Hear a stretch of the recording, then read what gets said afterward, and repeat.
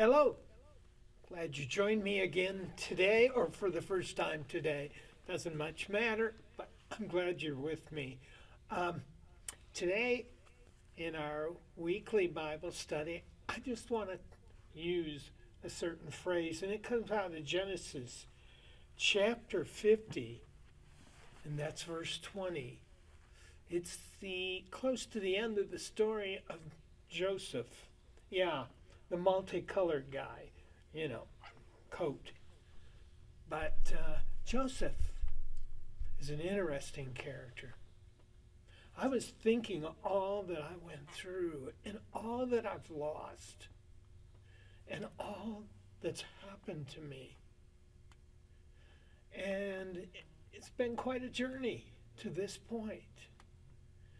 And I have to say that what our enemy wanted to use to destroy me instead has built me up and made me who I am today.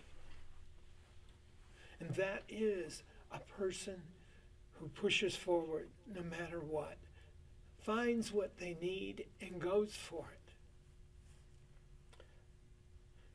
it. In Genesis, in Genesis chapter 50, it says, "You intended to harm me, but God intended it for good, to accomplish what is now being done."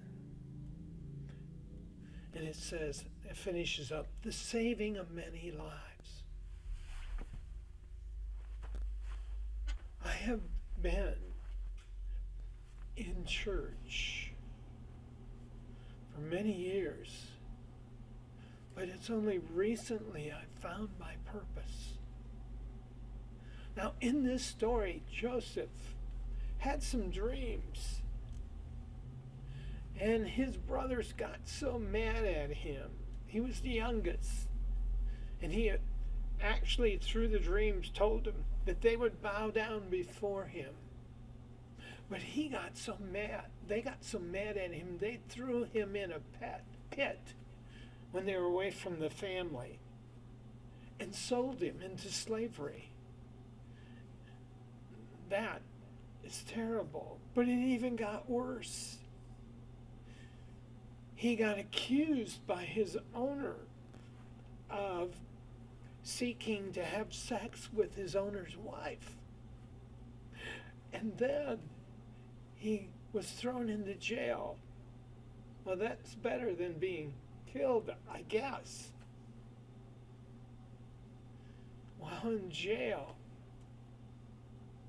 which he spent quite a few years, he had some people come to him and ask him to interpret dreams.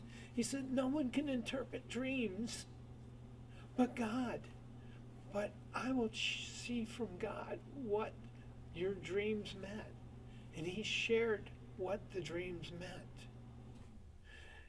And the one man said, "I am going to get you out of this prison when I get back to where I belong," because his interpretation of the dream was true. Long story made short. Joseph became the head of a nation through all that happened, but he was trained by all that went wrong, his humility. He was trained to trust God no matter what went on. Me, I lost my family. I lost my home. I lost my children. I lost my work. I lost just about everything. But I hang on to the faith in God. And many of you out there do have a faith in God, and you've went through what might be called a living hell. But what happens to you often, if you have the sense to trust God anyway and work your way through it with His direction, is that you gain so much more. I have friends, family. I have a purpose now in this life that I never had. I have experience and background in things that I'd rather not go through, but I know some of you are going through them. And I would love to have you comment and send me a message. I'd love to help you personally. I know what go through is like when going through things like this. These times, these low ends, and how God can not only lift us up afterwards, but even lift us up through these things that happen to us, no matter why they or what they are, whether it's our fault or someone else's fault. God can turn them around and use them for good, like he did in Joseph's life. Joseph ended up saving his brothers and his whole family. And not only that, a whole nation, because he continued to trust in God, even at the low point, even in prison, having nothing and no one, having remembered continually that his brothers sold him into slavery. I know you've went through a lot, many of you. Trust God.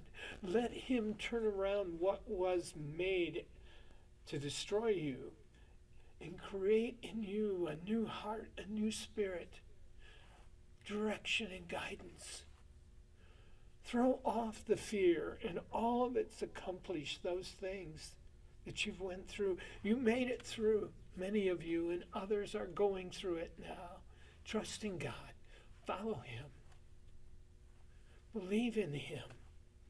Yeah, I know you're saying, how do you do it in the face of things that are so overwhelming, that break your heart? I have a friend who has a real hard time with his family not accepting him. And it's all hurtful. Every time he thinks, he goes into a funk about what's happened. If he would use God, allow God to direct and guide him, he would grow into a strong person himself, not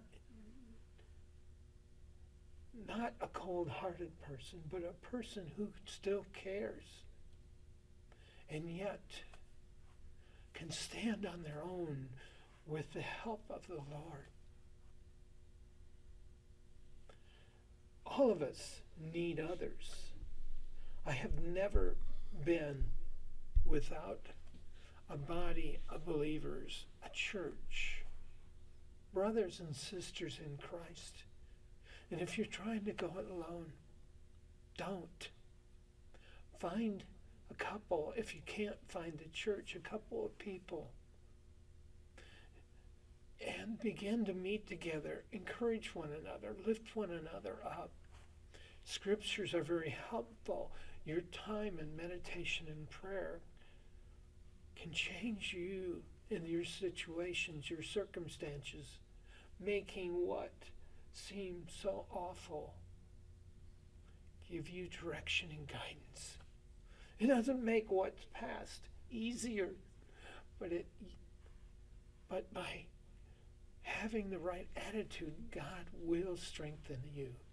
He will bring about in you change, and you will be able to go forward. Anything God takes you to, he will bring you through it, take you over it, around it, or dissolve it. That's a fact. I know. In the many years that I've known the Lord, he has never failed me. Yes, I have failed him. And if you've failed him, tell him so. Talk to him. Confess you're failing and go forward. He'll make a new man, woman proud of you if you seek Him and are guided by Him.